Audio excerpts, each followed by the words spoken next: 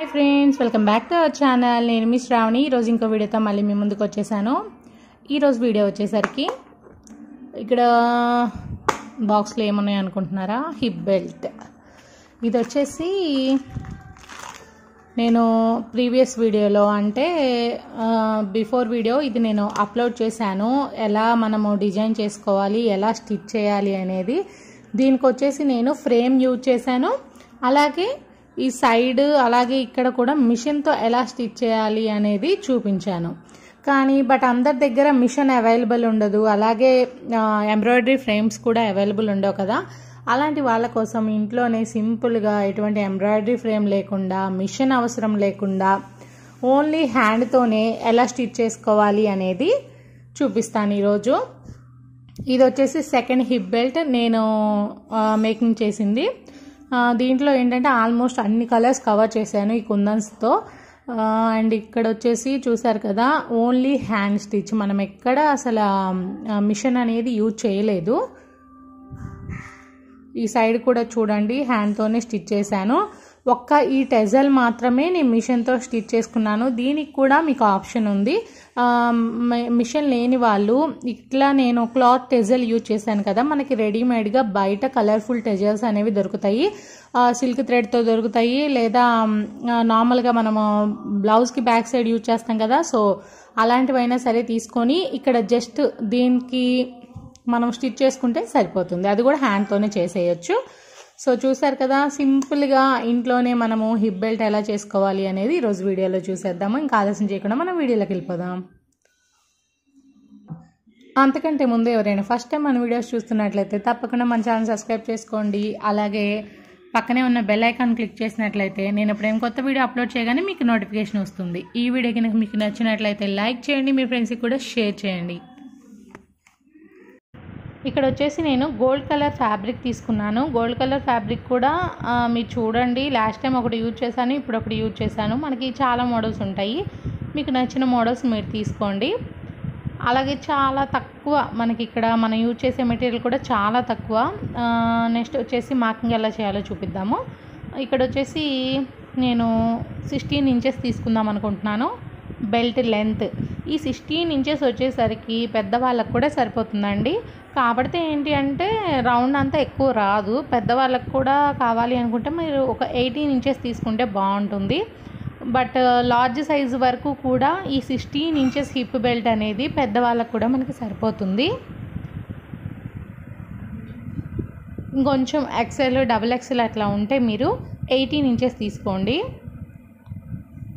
మీకు అట్లా కూడా డౌట్ ఉంటే ఏం చేస్తారు అంటే ఏదైనా అంటే మా దగ్గర టేప్ లేదు, మేము మిషన్ యూజ్ చేయమనుకున్న వాళ్ళు ఏదైనా తాడు గట్రా ఉంటే దాంతో మీరు ఎంతవరకు కావాలి అనేది హిప్ దగ్గర కొలుచుకొని దాని ప్రకారంగా మార్కింగ్ అనేది చేసుకోండి. ఇక్కడ నేను 16 ఇంచులు అన్నా కదా, ఎగ్జాక్ట్గా మిడిల్లో ఒక మార్కింగ్ పెడుతున్నాను. అండ్ ఇంకో విషయం, ఇక్కడ నేను స్కేల్ యూజ్ చేశాను కదా, అది దగ్గర 1.5 లేదా 2 ఇంచెస్ ఉంటుంది. అలాగే స్కేల్స్ అందరి ఇళ్ళల్లో మ్యాక్సిమం అవైలబుల్ ఉంటాయి కాబట్టి నేను స్కేల్తో చూపించానండి. లేదు అంటే మీకు ఏది ఆప్షన్ ఉంటే దాంతో మీరు మార్కింగ్ అనేది చేసుకోండి. నెక్స్ట్ వచ్చేసి కింద డైరెక్ట్గా పెట్టొద్దు ఎప్పుడైనా సరే. ఈ విధంగా ఏదైనా పేపర్ వేసుకోండి, లేదు అంటే కిందంతా ఖరాబ్ అయిపోతుంది, గమ్ అంతా కింద అంటేస్తుంది. ఫస్ట్ నేను గోల్డ్ కలర్ కుందన్ అనేది స్టిక్ చేసుకున్నానండి. మనం అన్ని కలర్స్ యూజ్ చేస్తున్నాం కదా, బట్ సెంటర్లో వచ్చేసి ఒక కలర్ నేను గోల్డ్ కలర్ కుందన్ అనేది పెట్టాను. ఇవి పెద్ద సైజు కుందన్స్. వీటికి మనకి 2 సైడ్స్ హోల్స్ వస్తాయి. మన స్టిచ్ చేసుకునే ఆప్షన్ ఉంది, ఊడిపోతాయి అనే భయం లేదు. తర్వాత స్టోన్ బేస్, చాలా తక్కువ మెటీరియల్ యూజ్ చేసాం మనకి ఈ హిప్ బెల్ట్కి మాత్రం. జస్ట్ కలర్ఫుల్ కుందన్స్, స్టోన్ బేస్, అలాగే బాల్స్ ఏమంటారు గోల్డ్ కలర్ బాల్స్ పెద్దవి యూజ్ చేసాం మనము. చూసారు కదా, ఈ విధంగా మొత్తం రౌండ్ అంతా అతికించుకోవాలి. తర్వాత వచ్చేసి నేను నీడిల్తో కొంచెం జాగ్రత్తగా తీసుకోండి, ఎందుకంటే జస్ట్ ఇప్పుడే మనము అతికించాం కాబట్టి అది కింద అతుక్కుంటుంది. మీకు టైం ఉంది, పర్లేదు, నిదానంగా చేసుకోవచ్చు అనుకుంటే ఈ స్టోన్స్ అన్ని డ్రై అయిపోయిన తర్వాత నెక్స్ట్ ప్రాసెస్ అనేది స్టార్ట్ చేయండి. నేను మీకు డైరెక్ట్గా చూపిస్తున్నాను. ఇప్పుడు మనము నెక్స్ట్ వచ్చేసి గోల్డ్ కలర్ బాల్స్ యూజ్ చేస్తున్నామని చెప్పాను కదా. సో ఆ గోల్డ్ కలర్ బాల్స్ అనేవి మనకి రౌండ్ అంతా ఎంత కావాలో చూసుకొని ఈ విధంగా గమ్ పెట్టి స్టిక్ చేస్తున్నాను నేను ముందు. డైరెక్ట్గా మనం స్టిచెస్ కూడా వేసుకోవచ్చు, బట్ ఈ విధంగా స్టిక్ చేస్తే ఏంటి అంటే మనకి షేప్ అనేది కరెక్ట్గా వస్తుంది వంకర లేకుండా. ప్రీవియస్ వీడియోలో కూడా నేను మీకు చెప్పాను. తర్వాత వీటిని మనం డ్రై అయిన తర్వాత మనం స్టిచెస్ అనేవి వేసుకుందాము. మీరు కావాలి అంటే ఈ విధంగా స్టోన్ లైన్ కూడా యూజ్ చేసుకోండి. నాకు నాట్ నెసెసరీ అనిపించింది, అవసరం అనిపించలేదు నాకైతే. సో నెక్స్ట్ వచ్చేసి సెకండ్ది స్టార్ట్ చేయాలి కదా. ఇక్కడ వచ్చేసి నేను సెకండ్ది సేమ్ ఇలాగే పెడితే ఎలా ఉంటుంది అని ట్రై చేశాను, బట్ అయితే నాకు అది సక్సెస్ అవ్వలేదండి. ఎందుకు మనం ఇలా పెట్టుకోకూడదో కూడా ఇప్పుడు నేను మీకు క్లియర్గా చెప్తాను. యాక్చువల్గా అయితే ఇది స్కిప్ చేయొచ్చు, బట్ కొంతమంది ఈ విధంగా ఉంటే బాగుంటుంది కదా అని నాలాగా ఆలోచించి చేస్తే మళ్ళీ బుక్ అయిపోతారని నేను మీకు ఎక్స్ప్లెయిన్ చేద్దామని ఈ విధంగా చేసి చూపిస్తున్నాను. చూడండి, ఇక్కడ మనము సేమ్ అలాగే పక్కన కూడా పెట్టుకోవాలి అనుకుంటే మనకి లీఫ్కి మధ్య షేప్లో చూసారా కొంచెం గ్యాప్ వస్తుంది. అది ఎగ్జాక్ట్గా ఎంత డిస్టెన్స్లో పెట్టుకోవాలి అనేది మనకు ఐడియా ఉండదు. అందుకోసమని ఇప్పుడు నేను గమ్తో స్టిక్ చేస్తున్నాను కదా, సో ఈ ప్రాసెస్ మీరు ట్రై చేయండి. దాని పక్కనే మనము స్టోన్ కనుక అతికించుకున్నట్లయితే, రెడ్ కలర్ స్టోన్ అతికించాను కదా, ఈ విధంగా పక్కనే అతికించుకొని తర్వాత రౌండ్ అంతా స్టోన్ బేస్లు, ఆ తర్వాత మళ్ళీ బాల్ లైన్, ఈ విధంగా మనము ప్రాసెస్ని కంటిన్యూ చేసినట్లయితే మనకు పర్ఫెక్ట్గా వస్తుంది. చూస్తారు కదా, ఇక్కడ మనం ఏ మార్కింగ్స్ అవసరం లేకుండా ఈ విధంగా అయితే మనకి నీట్గా వస్తుంది. ఇందాక నేను చూపించాను కదా, సేమ్ మిడిల్లో దానిలాగే అన్నీ పెట్టుకోవాలనుకుంటే బుక్ అయిపోతాము, అంత ఈజీ కాదు అది. నెక్స్ట్ వచ్చేసి నార్మల్ నీడిల్తోనే స్టిచెస్ కూడా వేస్తున్నాను. చూడండి, ఇక్కడ మనకి ఈ గోల్డ్ కుందన్స్కి ఆల్రెడీ 2 హోల్స్ ఉంటాయని చెప్పాను కదా నేను.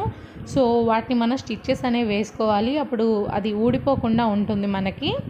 జస్ట్ అతికించి వదిలేద్దామంటే మీ ఇష్టం అండి, తర్వాత అయినా సరే అవి ఊడిపోతాయి. సో ఖచ్చితంగా స్టిచెస్ వేసుకుంటేనే బాగుంటుంది.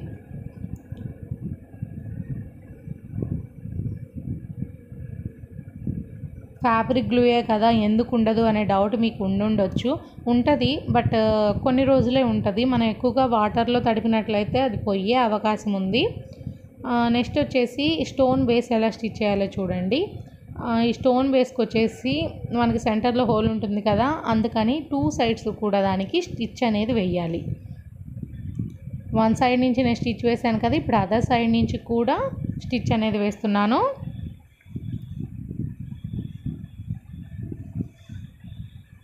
2 సైడ్స్ స్టిచెస్ వేయాలండి. ఇలాగే మనం రిమైనింగ్ అన్నీ కూడా కంప్లీట్ చేసేసుకోవాలి. 1 సైడ్ నుంచి స్టిచ్ వేసాను, మళ్ళీ సెంటర్లోంచి నీడిల్ తీసేసి అదర్ సైడ్కి స్టిచ్ అనేది వేసుకుంటారు.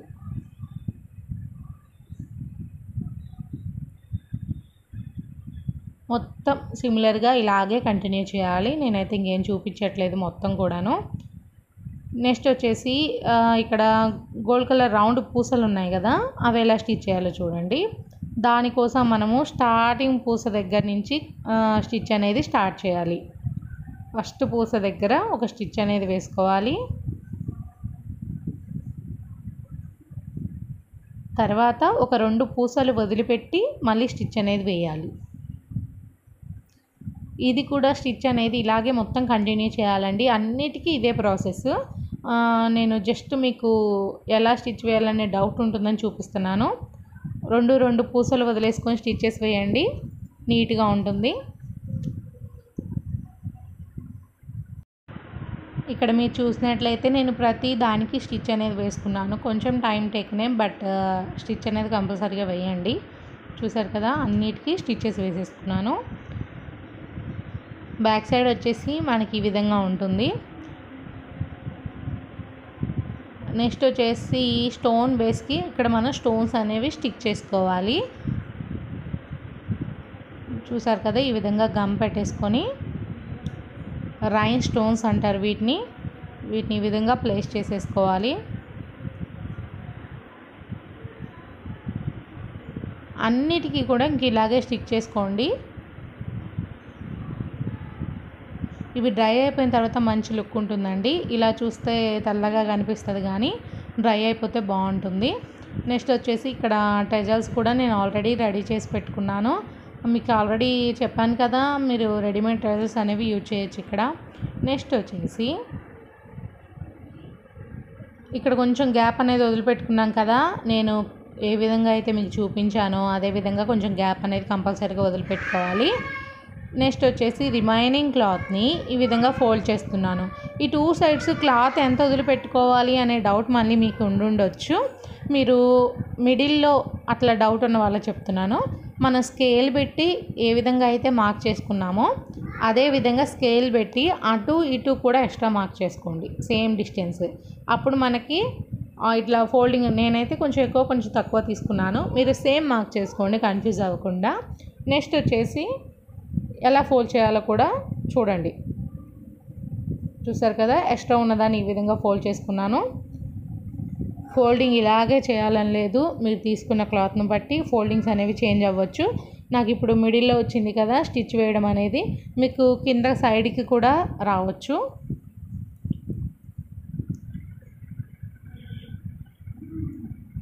ఇప్పుడు దీనికి స్టిచ్ ఎలా వేసుకోవాలో చూద్దాము. నేను నార్మల్ నీళ్ళే తీసుకున్నాను, చూసారు కదా, గోల్డ్ కలర్ థ్రెడ్ తీసుకున్నాను. దానికి ఫస్ట్ ఆఫ్ ఆల్ ఈ కింద నుంచి స్టిచ్ అనేది స్టార్ట్ చేద్దాం మనము.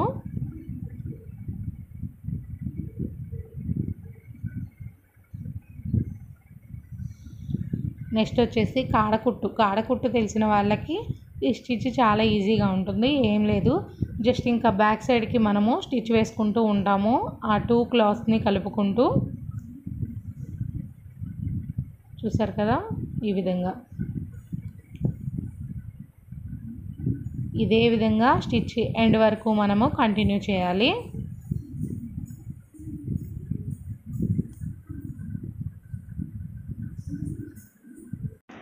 చాలా సింపుల్గా మనం ఇంట్లోనే డిజైన్ చేసుకోవచ్చు. ఇప్పుడు నేను చూపించింది యాజ్ ఈజ్ డిజైన్ అనే కాదు, మీకు నెట్లో ఏ డిజైన్ కనిపించినా సరే ఇదే ప్రాసెస్ కంటిన్యూ అవ్వండి. హిప్ బెల్ట్ అనేది ఈజీగా మనము తయారు చేసుకోవచ్చు, ఏ మోడల్ అయినా సరే. ఇలాగే మొత్తం స్టిచ్ వేసేసుకుందాము. స్టిచ్ వేసిన తర్వాత మనకైతే చూడడానికి ఈ విధంగా ఉంటుంది. బ్యాక్ సైడ్ మొత్తం చూసారు కదా, ఈ విధంగా కనిపిస్తుంది స్టిచ్ అనేది. బట్ ఇది మనము హిప్ బెల్ట్ అన్నాం కదా, హిప్కి పెట్టుకున్నప్పుడు అసలు కనిపించదు. మనము స్టిచ్ చేసిన సంగతి కూడా, హ్యాండ్తో స్టిచ్ చేసామనే సంగతి కూడా ఎవరికి తెలియదు. నెక్స్ట్ వచ్చేసి సైడ్స్ మనము ఈ హ్యాంగింగ్స్ అనేవి స్టిచ్ చేయాలి. వీటి కోసం ఎలా స్టిచ్ చేయాలో చూడండి. ఈ ఎక్స్ట్రా ఉన్న ఫ్యాబ్రిక్ని ఈ విధంగా లోపలికి ఫోల్డ్ చేసుకోవాలండి, బయటికి రాకుండా ఈ విధంగా లోపలికి మనము ఫోల్డింగ్ అనేది చేయాలి.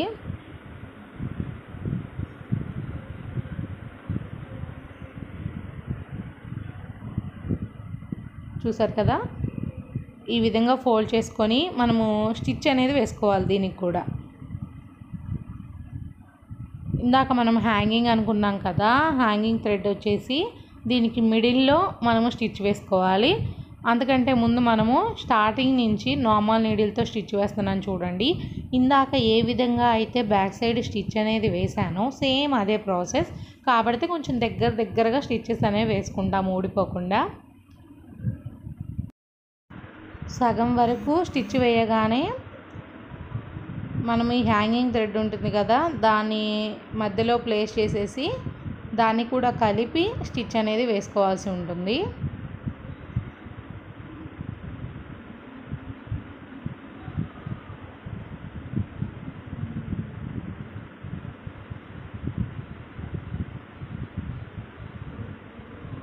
చూసారు కదా, ఈ విధంగా ఎగ్జాక్ట్గా మిడిల్లో వచ్చేలాగా పెట్టేసుకొని ఇది కూడా మనకి ఊడిపోకుండా కొంచెం ఎక్కువ స్టిచ్చెస్ వేసుకోండి.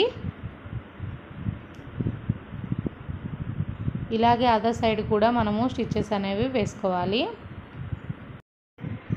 మొత్తం స్టిచ్ వేసిన తర్వాత మనకైతే సైడ్ చూడడానికి ఈ విధంగా ఉంటుంది. హోప్ ఈ వీడియో మీ అందరికీ యూస్ఫుల్ అవుతుంది అనుకుంటున్నాను. ఇంకో మంచి వీడియోతో మళ్ళీ మీ ముందుంటాను. Until then bye.